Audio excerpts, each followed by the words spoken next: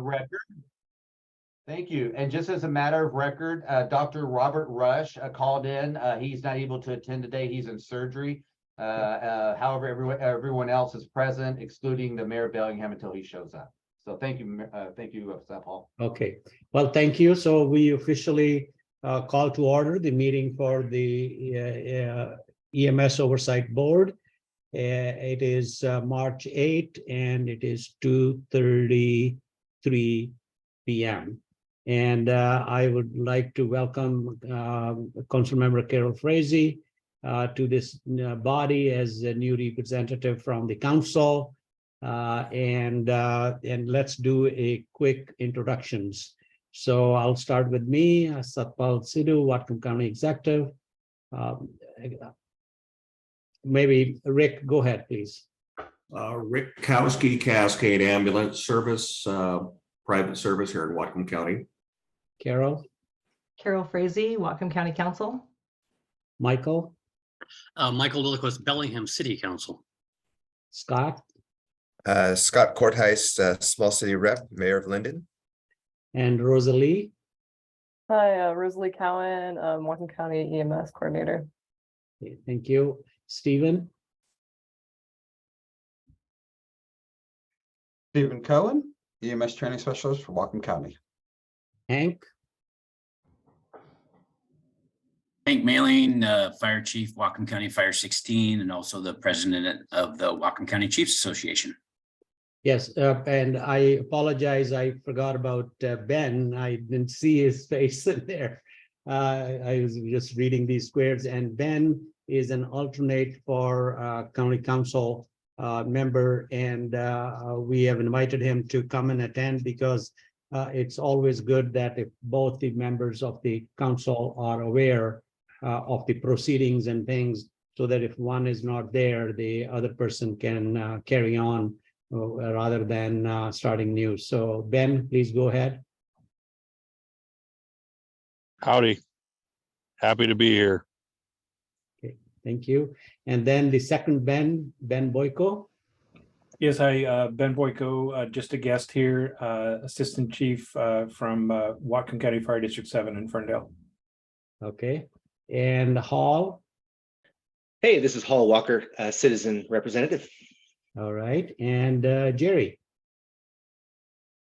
Yeah, good afternoon. It's Jerry DeBryan with Fire District 14, just a guest as well. All right. Okay, so now the next item on this is new tab co-chair Assistant Chief Patrick.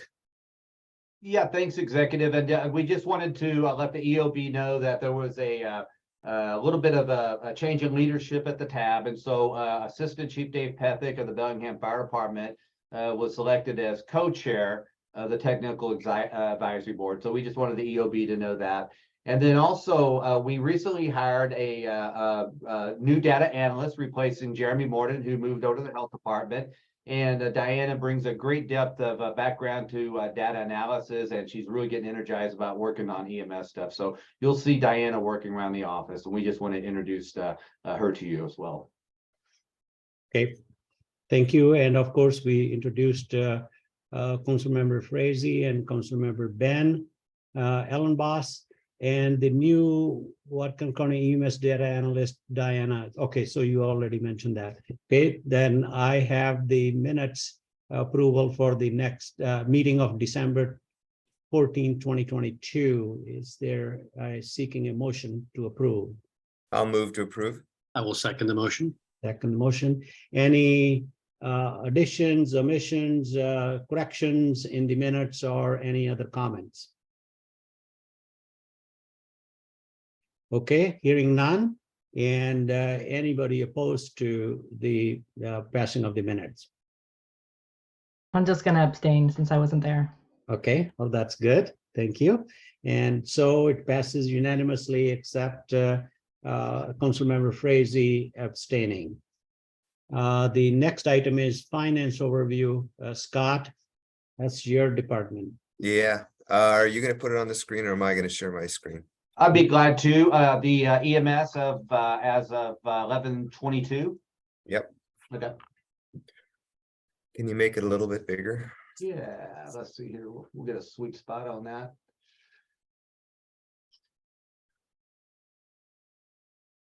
That might be it there. No, bottom right corner, you can Oh, hit the the- plus yeah, sign there way it down. is. There you go. There you go. All right, there you go. That's better. Okay, so income, I guess we're gonna look at in particular columns T, but the projected for the year. We can look at S, the actual, but that didn't finish out the year. So we'll look at T for the projected for the year. The income is coming in good. Our GEMT payments are down slightly. And there might be a slight change in GEMT payments. So we're being a little bit more conservative in that income area. Then if you, I guess if you scroll down, does anyone have any particular question on any of the expenses? And you're gonna have to widen the columns up because they're hashed out right now, at least on my screen. Yeah, they are. So just grab in through V and widen the columns. Hold on a second there. I keep trying to touch and drag on my own screen. You talk about this area here? Yeah. Yeah. One Okay. more. Yeah, One and more, then, one yeah, more. just, yeah, that's all right. Just You double can click. touch and drag on your screen if you got a cell phone Yeah, or an go ahead, iPad. please. Yeah, hold on, my IT expert just walked in. He's gonna fix me up here.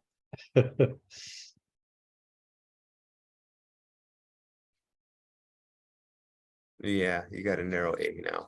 There we go. You want to narrow this down a little bit.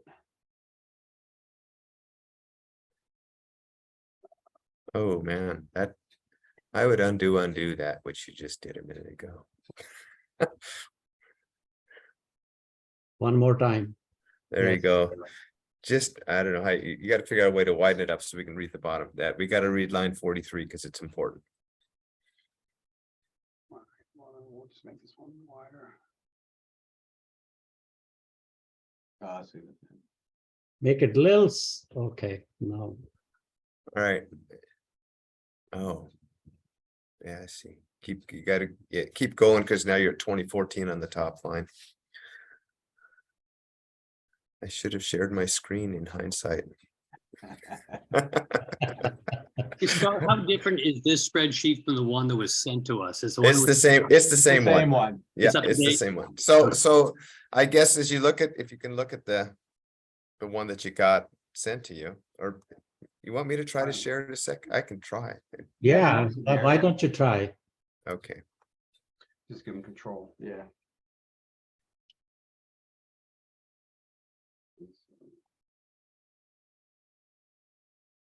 Yeah, that's weird. I'm not sure why. Well, yeah.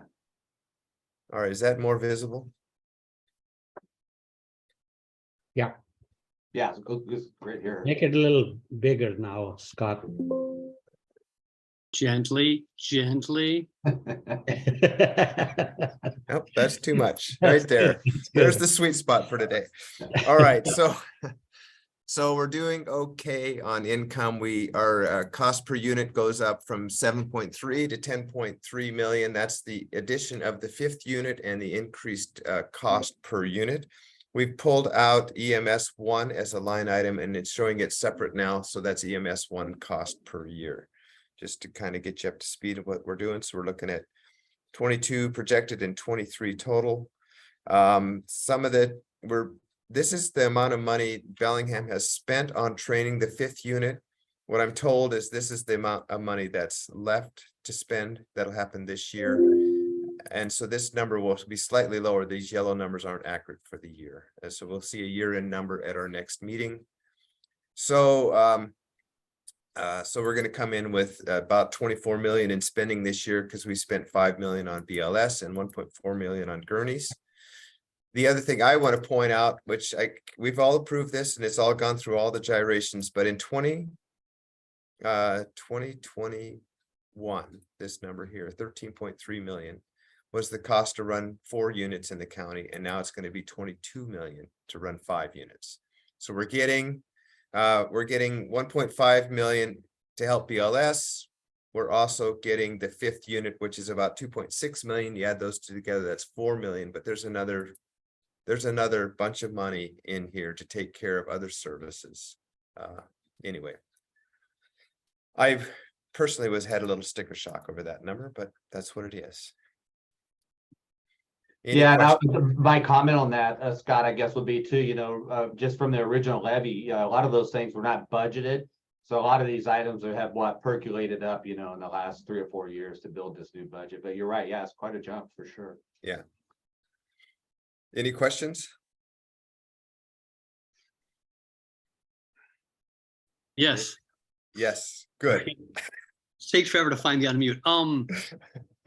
My recollection is that with a new levy rate, we'd run a little positive in the first years and a little negative in the out years. Yet I think I'm seeing on column U and V slightly negative.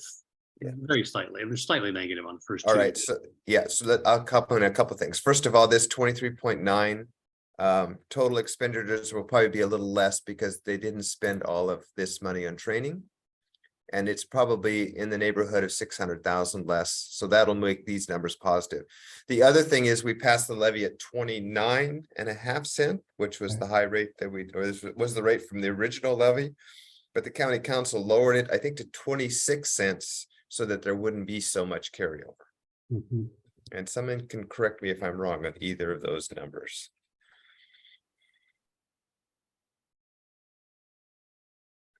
Does that help, Michael? Yeah, I mean, I guess the discussion is whether or not our bank account was too fat, and the discussion had to do with, projecting out over 6, 7, 8 years and what the curve. So the goal was, I think, to lower the county council's, at least I think the intent was to lower it to 26 cents, and we see how we go. And if we start running deficits like we're seeing in row 45. Then we can go up to 29.5 cents. We can raise it again in the future if they want to. We have the capacity there because it was voted capacity. And so that has to do with my comment a couple of months ago about micro adjustments in the levy rate. Would those be made annually by the council, county council? It's their option, yes. Yeah, as far as I know. that is true. The option was that, but I don't think that the administration would recommend doing it annually. I think we should wait for like a couple of years. Maybe that will allow us 3 because there's a 6-year levy, and 2 years, then another 2 years, that kind of stuff. Or maybe go 3 years and then see and do it one adjustment for the whole levy period. So I don't know that. As we progress on our budget, income expenses, I think that we will develop a recommendation for the council. Does that answer your question, Michael? All right, good. Any other questions on the finances?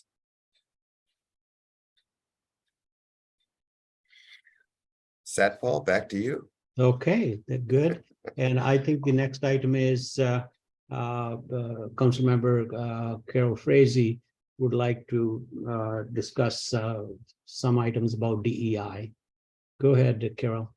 Yeah, thank you, Executive Sadhu, and I'm excited to be part of this EOB and as we move forward. So as most of you know, we added the diversity, equity, and inclusion language, and action items were added to the EMS levy plan. So in our invite email that Mike sent out, he did provide us with the PDF of the DEI language and the action items toward goals to be achieved. So in order to achieve the marked improvements in diversity, equity, and inclusion, the EMS levy committee identified the following recommendations. So I'm just going to go over those real quick, and then thinking about who we want to add to the EOB board.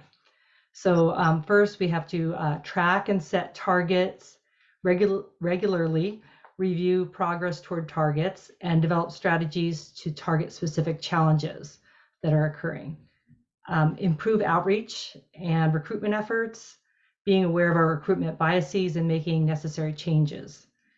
Discuss and identify opportunities for standardized hiring practices across the county, and finding out what are the best practices and incorporating those. Creating a culture of inclusion in the workplace and in training, and improve diversity on the EMS levy committee and establish a subcommittee on diversity, equity, and inclusion.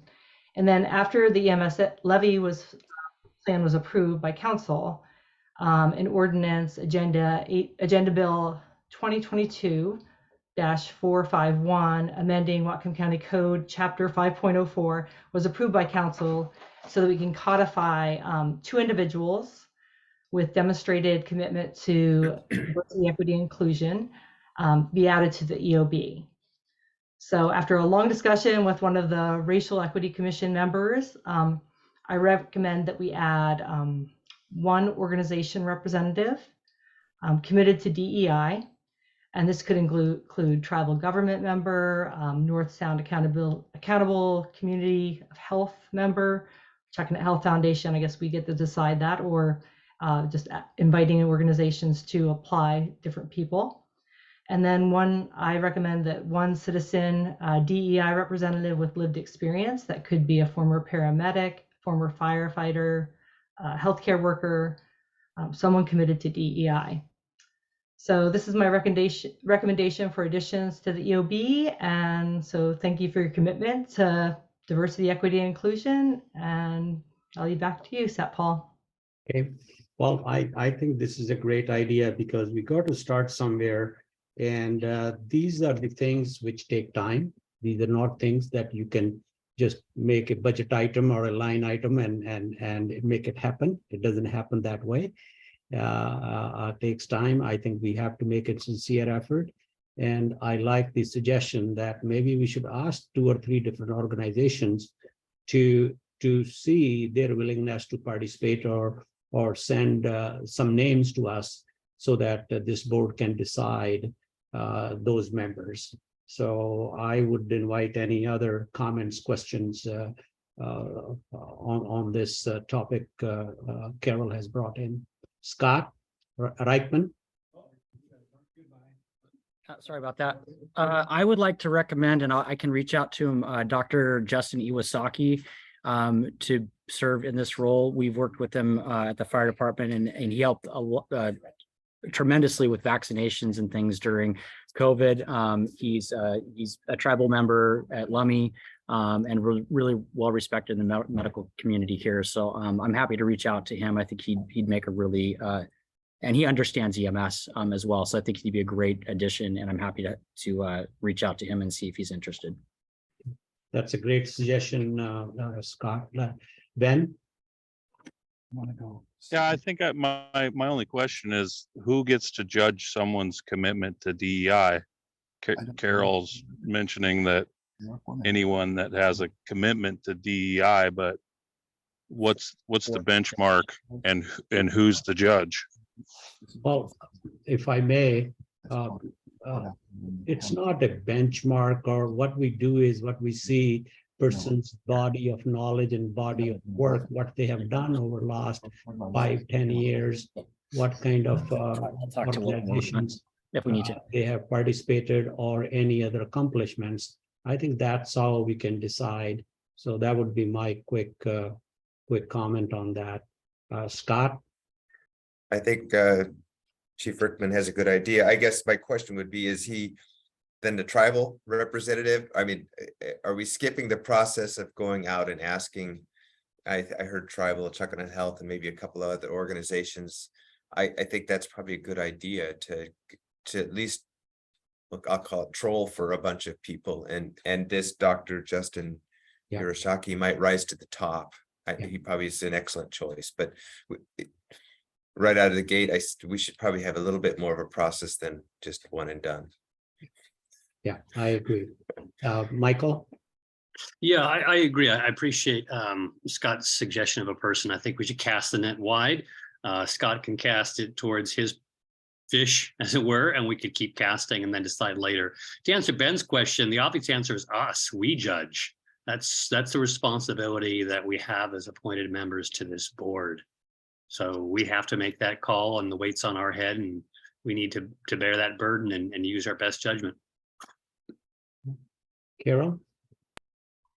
Yes, I think it would be good to get a lot of people, a lot of applicants, or however we're going to do this, and it would be great if we had a lot.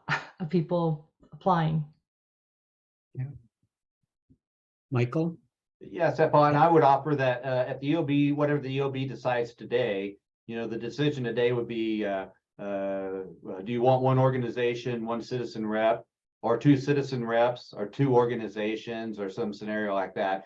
And once you decide what the positions are, then my office would absolutely go out and solicit from all these organizations and citizens that might be interested, and then we bring it back to the EOB for that selection.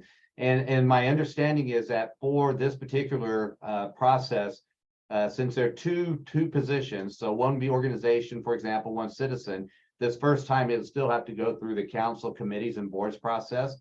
But once the organization is vetted, that would be the only time that would happen. But any new citizen member would have to be re-vetted through the EOB and then the commissions and board process. And so that would be the only difference between an organization and a citizen rep, which is how we would select those, and then a perpetuity of the position held by the organization for the rep. Okay, I think that's a good suggestion. Because since we are doing it for the first time, we just have to be a little bit cautious and be selective so that we get the right people on this board, okay, anybody else has any comments, suggestions? Paul, I do want to note for the record that Dr. Rush just showed up. So just showing on the record, Dr. Rush is here for a full committees. Oh, there, Mr. Rush is right here, Rob. And Yes, I've been on for about 10 minutes. Oh, sorry. Yeah, and Marvin is here too, and Mr. Graham is here as well. So this came out after the introductions. Okay. Anybody else says? Oh, go ahead, Mayor or Bill. But I just wanted to point out, yeah, sorry, we're having some technical issues over here at City Hall, but even though it has my name up there, the mayor's here, and that's fine. So the upshot of all that is that we came in right, probably, I don't know, but towards the end of Councilmember Frazier's comment. I assume she was speaking to a proposed amendment. Is that the case? Well, I would ask Carol to please reiterate that what the council decided and what we are trying to discuss here. Yes, thanks for that question, Mayor Seth. So we need to add two people on the EOB that are committed to racial equity, to diversity, equity, and inclusion. And my recommendation was that we appoint one person from an organization. We were talking about from the tribal government or North Sound Accountable Community of Health or Chuckanut Health Foundation. And then another person, a citizen with DEI representative with lived experience. So a former paramedic, a former firefighter, healthcare worker, something like that. So that was the recommendation that I brought forward. And I think Scott Rickman said someone from the tribes would be, whether we use our organization or just a tribal member, that would be, and then maybe a citizen. So good recommendations coming forward. Okay, thank you. Rob, Mr. Rush. And Carol, is this happening throughout all the committees? Is this like a standard thing that we're trying to do in many of the government oversight committees? This is coming forward from the EMS levy plan. It's okay. in there. And also there's an agenda bill 2022-451 that also has the details in it. So thank you.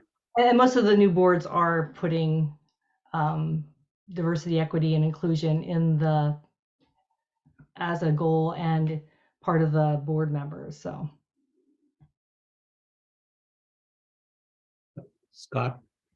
Yeah, I guess I like the idea of an organization and an individual. And I guess how do we keep this moving? Do we need a motion to say, and do we need to clarify which organizations, or is it just good enough for us to say we would like to find an organization in the community that they that comes from a group of organizations and an individual from one of those organizations, and then an individual that we like. I guess I don't quite understand the process. Well, how do we keep it moving? Yeah, my suggestion would be, we don't want to discriminate against one organization against the other. If we name 3 or 4 and just call it or similar organizations interested, that would be a good wording. And maybe may I suggest that between Carol and Mike Healy, if you guys can come up with a little wording, you can send it by email or something, and then we can ask you to just put that out to the organizations or the individuals. I don't know that personally. I'm just asking that we do need to move forward with this and get on to the other things. So I think a simple motion might be executive, if I may, would just be today that someone would make a motion to add 2 seats to the EOB, one representing organization, one representing the citizen. And then at a later date, we'll bring back those names and organizations for the EOB to decide how to bring them on. I think we just need the 2 seats right now. I'd like Carol to make that motion. I think that'd be appropriate. Second, third. I'm sorry, Chief Hewitt's up there too, I think. Mayor, you had your hand up. Bill Hewitt has a question. Okay, go ahead, please. Yeah, and it's just related to process, because Whatcom County Code recommended, this is looking at section 504 or 080, to EMS for fire department employees or citizens with demonstrated commitment to diversity, equity, inclusion, appointed jointly by the county executive and the mayor of Bellingham. And so I just wanted to point out on process wise, Mike, I know you kind of talked about the county appointment process, but the county code does clarify. I think it's great that we're going to solicit those organizations and put forward the names, but just as a point of following the county code there, when we get those names together, those should go to the executive and the mayor for them to come to a consensus on appointment. Or was this proposing a change up? We're just trying to get clarity. Well, yeah, 2 pieces from at least my perspective. One is just to add those 2 additional positions to the EOB, and how you want those represented. But then once those positions are established, then the recruiting for those positions, I think, would be again up to the EOB. And yeah, recognizing that the mayor and the executive both would jointly sign off on that. I think the question for the EOB would be, do we bring it back to the EOB and process it, of course, with the mayor and the executive working side by side in this EOB group as well, to forward that recommendation on to the county council to accept them into the commission's boards, et cetera. So at least I guess that's all I had a process in my mind. I would obviously open for guidance on that. Michael? Well, it sounds like we need to streamline this process rather than go through 5 levels of committees. If we do take our formal actions to create the slots, and then staff works to cast the net wide, and then the 2 executives work to vet them, and then I guess then maybe county council action. I don't think EOB needs to get in there any more than necessary.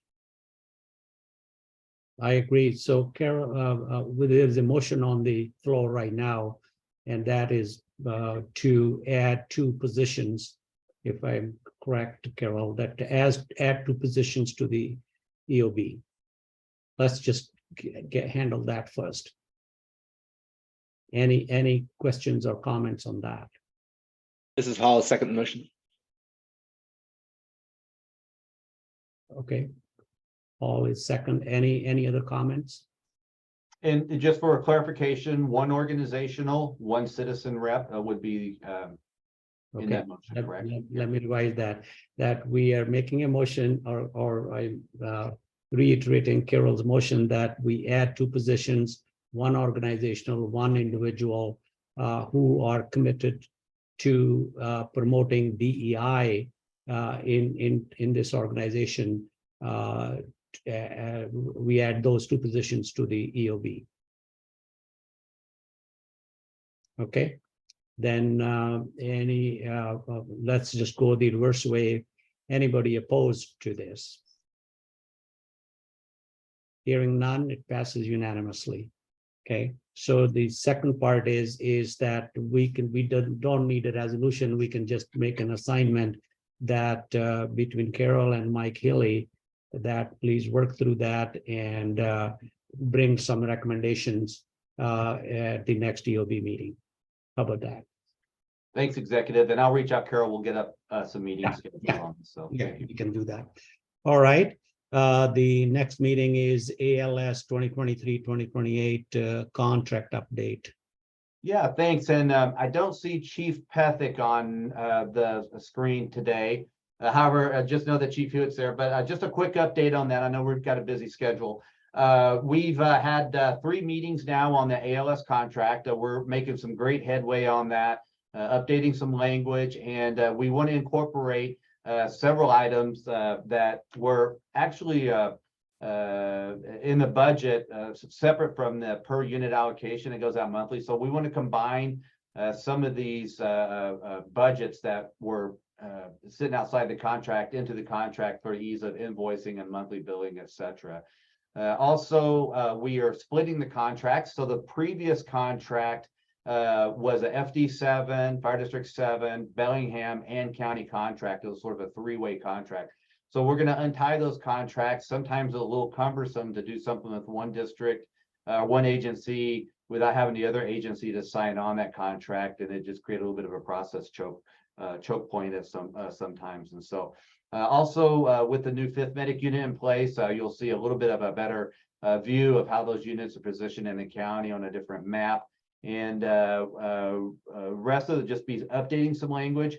One of the things that we do need to do in the next couple of weeks, and we'll be consulting the finance group on this, is that we want to, while we have projections of what the per unit cost is going to be through the end of the levy, those projections obviously were based on inflation calculations that are, estimated throughout the year. However, there's still work to do on what those actual year-to-year inflation factors are going to be on the per unit allocation as we move up. So we'll better define that in the contract in the budget example. And also we'll need some input from finance on the future fee structures of the user fees. But so that's where we are right now. We've probably got another 3 or 4 meetings to get all this tied up. We definitely want to have this wrapped up and ready to go by the summertime. And then we'll be obviously a January 1, 24 sign date for this new contract to move forward. So I don't know if there's any questions or if anybody wants to add to that as part of that conversation. Ben Boyko, I know, was online and in those meetings as well. Okay. And actually, if you don't mind, Executive, there's no questions on that. I will jump over to item number 8, which was the BLS first response contract update. So the first responder contract is the contract between the county and all the fire districts to provide basic life support services in their jurisdictions. And so that contract expired on December 31st of 22. However, we did an extension on that first responder contract to the end of this year, 23, that we want to have coincide with the ALS contract. So those contracts expire and renew at the same time in cycle with the levy renewal as well. So we're doing that work right now. We have yet to meet, although we do have a meeting scheduled. That's been a little bit harder to schedule in this last month to get everybody together. But that won't be as hard a contract. However, you will see some language changes in there related to the $1.5 million annual allocation, as well as maybe just some updated language related to the time and date of what's going on now with the BLS units out there. So that's the 2 updates on the ALS and the BLS contract as we move forward. And yeah, we want to have the EOB get a look on that before we get those passed through council and ready for next year. Mike, I have a comment on that. I would say that we should distribute that money sooner than later, the 1.5 million. And at the same time, I want to ask the board members to come up with more suggestions, ideas, more innovation into how should we distribute that money. And, we should look at the overall health of the whole EMS system and help the districts to come up to speed. And that has been missing. So my suggestion is that if everybody can come up with some ideas at next time that how we distribute that $1.5 million and bring some new elements into that distribution than just merely valuation, which we have done for a long time. So that's my suggestion. I look forward to hearing some more innovation on that. So Executive Staff, Paul, I'll put that on the Finance Committee meeting agenda for the next meeting coming up, and we'll get that conversation going within that group if that's appropriate. Okay, great, thank you. Executive Staff, Paul.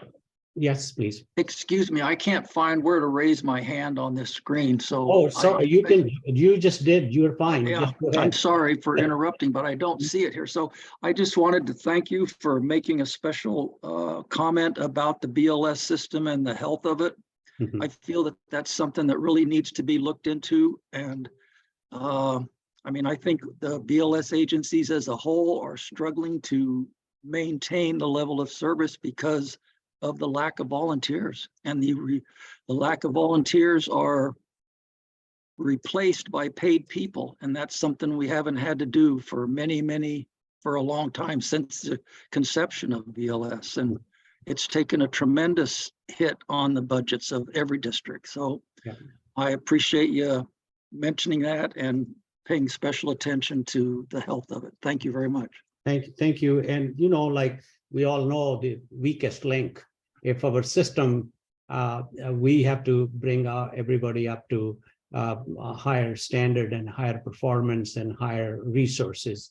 And I really would like that this should be a suggestion which is grown organically by this organizer, by these board members, that with suggestions and suggestions to look at a countywide solution, not just different organizational solutions. So I will stop there. Okay, so next item is Bill, ALS lateral medic budget and contract action item. Yeah, actually, Executive, I'll kick that off for Chief Tathick, who wrote this up, and then I'm sure Chief Hewitt would have some comments on it. Okay. So Bellingham is asking, so actually it's a little bit of background. Some of you may be familiar with the term lateral paramedic, or an already experienced paramedic certified that is being brought into the organization through a different hiring pathway. And they're brought in specifically to be paramedics. Usually takes anywhere from 3 to 6 months to onboard and train that paramedic, and then they're put into the medic program. Bellingham in particular had a little bit of success with that last year. However, they weren't able to get some of the laterals hired until the end of the year of 22. So this particular budget supplemental we're requesting EOB recommendation on would provide continued funding for going into 23 to shore up the 2 lateral paramedics that are currently in training. And then it would offer funding for 2 more lateral paramedics that would come on probably sometime end of 22, where their training would carry on over to 23. And so this would be the only, for 23 and going into 24, this would be the only lateral budget supplemental request at the moment from Bellingham. And so that total here, and if you want, you may have a copy there, but I'd be glad to share the screen real quick, which is, this is the budget example for this year, and then going into 24 for a total of $205,000 for those 4 laterals. And so, I see Councilmember Frazier's hand up first. Yeah, okay, go ahead, Carol. I think Councilmember Lilliquist was first. Oh, okay. Oh, I'm sorry. Ladies first, go for it.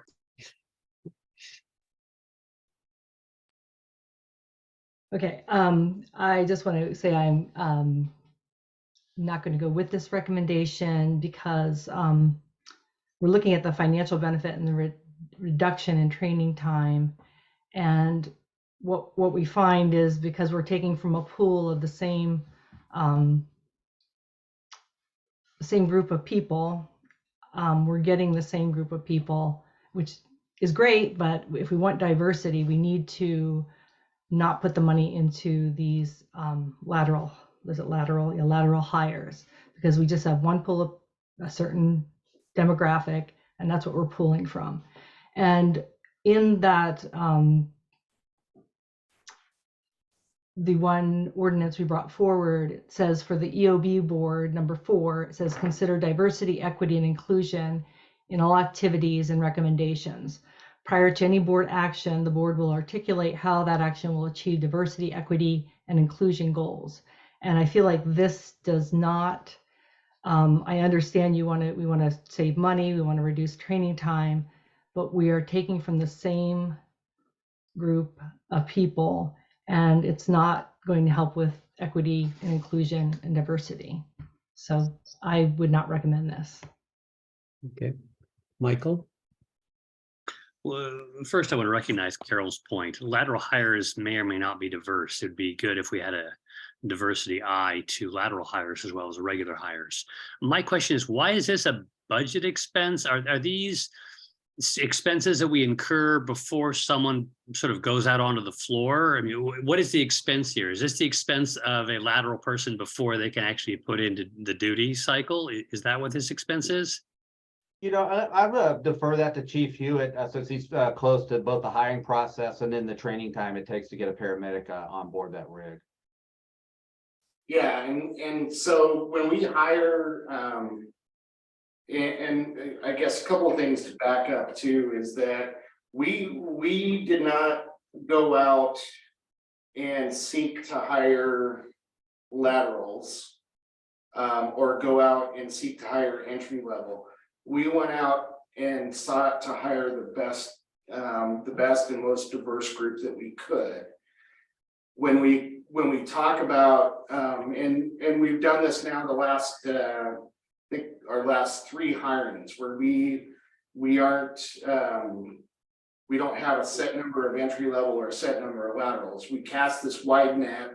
We find the best people that both help with our diversity goals, but also, you know, that are just the best overall people in there.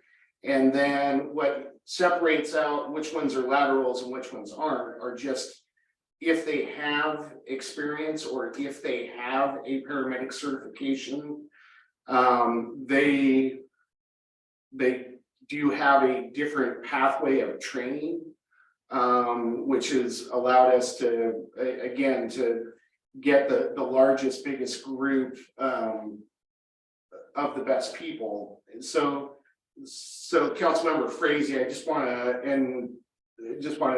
throw that out to you, is that we did not go out and seek a number of laterals, you know, say that we didn't go out and say we're going to hire 5 laterals. We went out, threw our net as wide as we could, and be happy to talk more about that whole hiring process at a different time. But we threw that wide net out there, and it just so happened we were able to catch a couple of people that did have paramedic certs.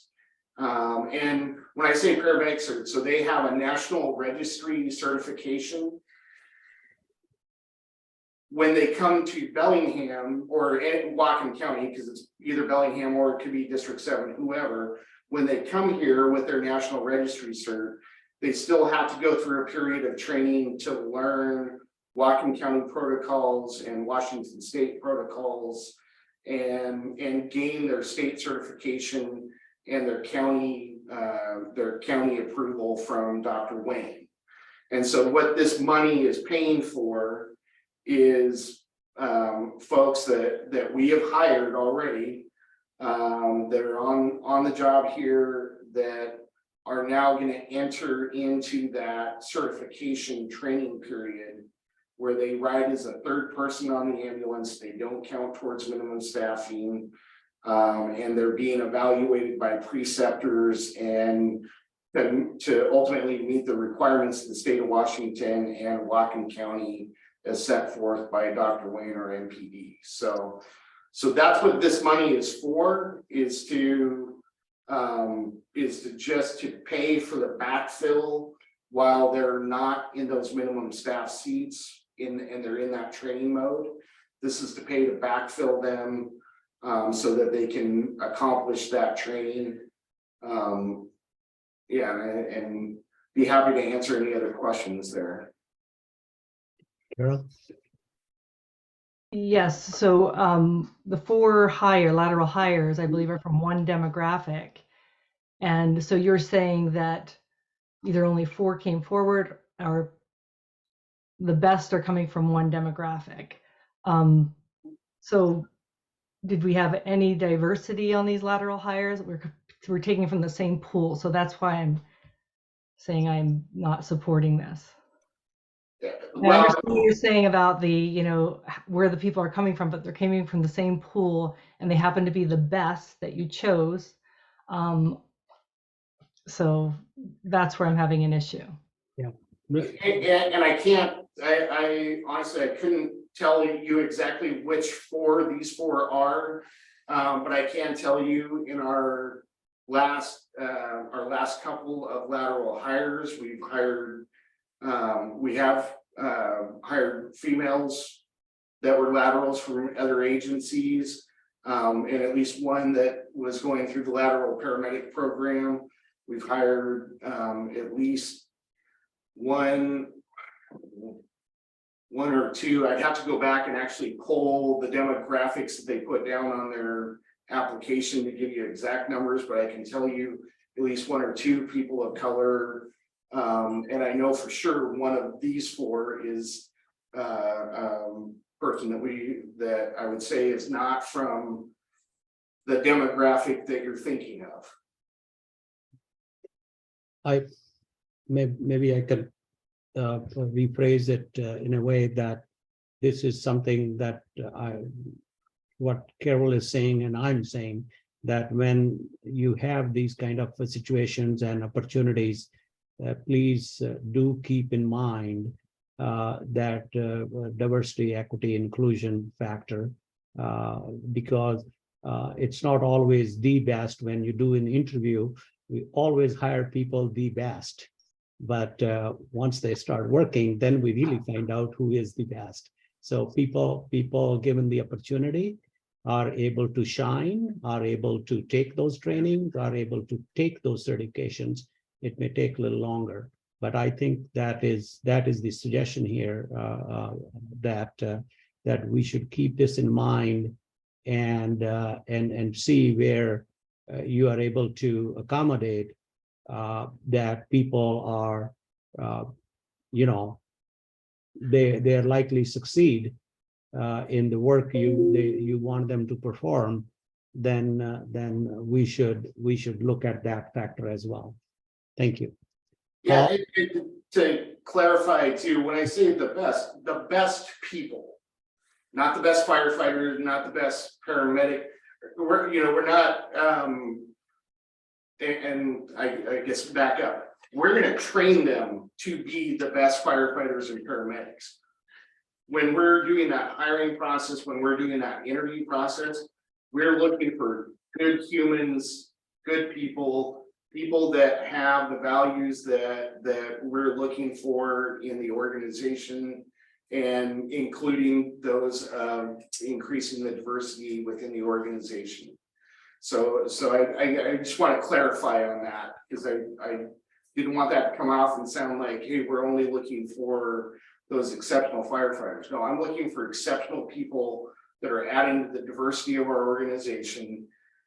And if they happen to have a paramedic cert, then they have a different training path than somebody who doesn't have the paramedic cert.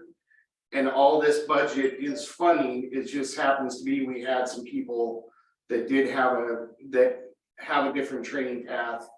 And instead of asking, for the money to send them through the entirety of the paramedic school, we're just asking for the money to send them through this expedited training program.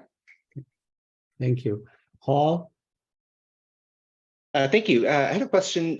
So it sounds like 4 new hires over the next 2 years. Can you remind me what's the total number of people that we expect to hire? Or, I know it would be an estimate. But how does this compare to the total population we expect to need?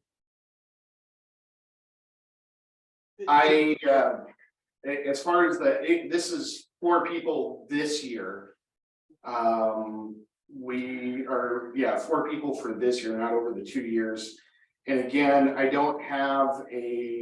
couldn't tell you what next year will look like, because again, we're not saying that we're targeting this many laterals or this many entry.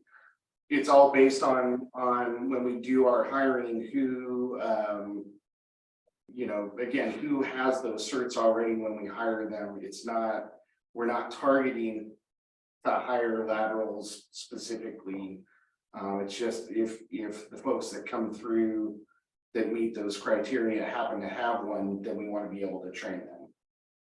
No, that makes sense. I was just kind of curious how, like, does this represent all of our hiring, right, that we expect, or is it a small piece of the total hiring for the total paramedic population for the year? But it sounds like maybe we don't have an exact. I think we're close on, Chief. Didn't we have a total paramedic target of 58 for your organization and 11 or 12 for FD7 for that total, maybe 68 in the system total for 5 medic units? Was that a near number? Or? That sounds about right, and we're down about 14 still. Okay.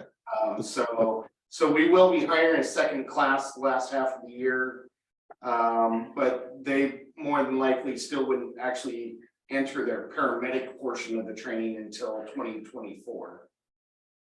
Okay. And then just a quick follow-up.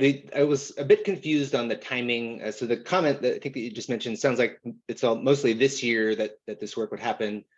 The write-up describes to this year, to late this year into next year.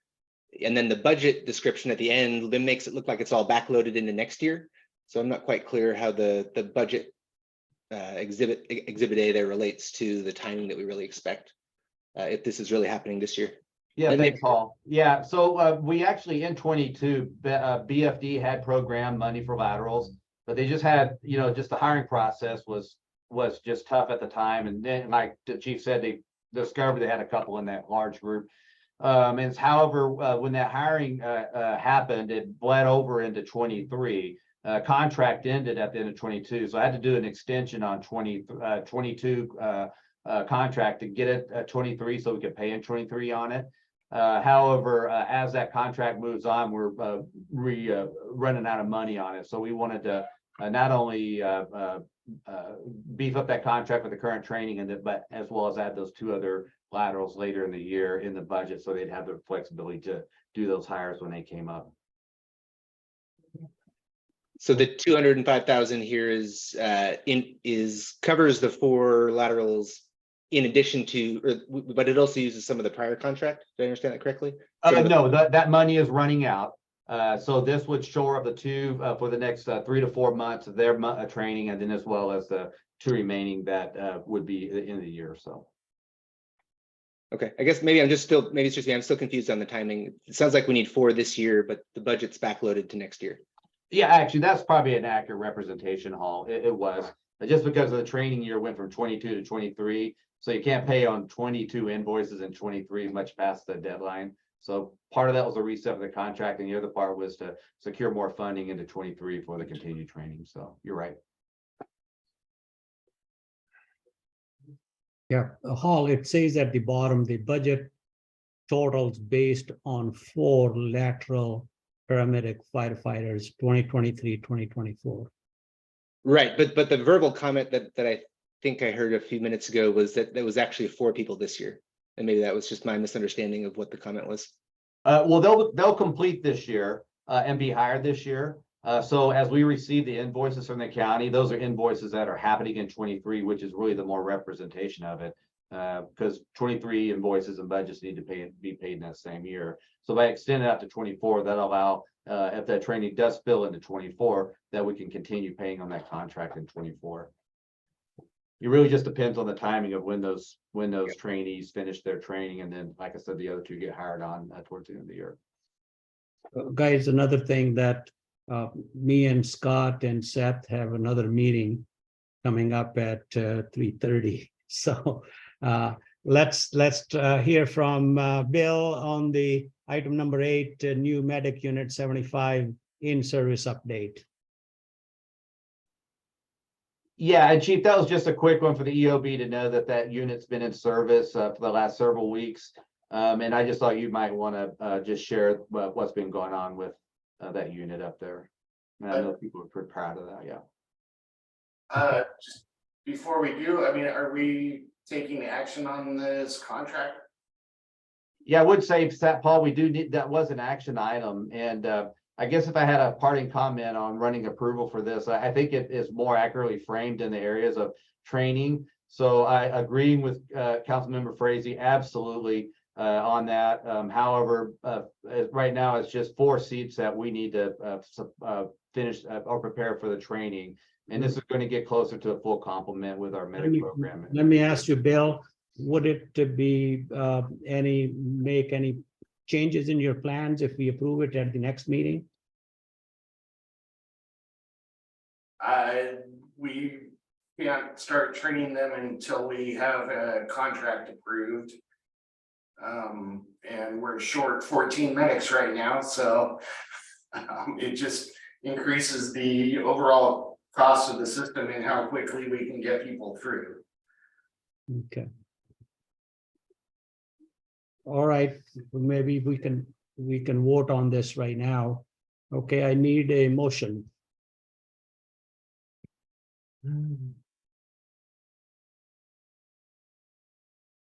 So move, Rick.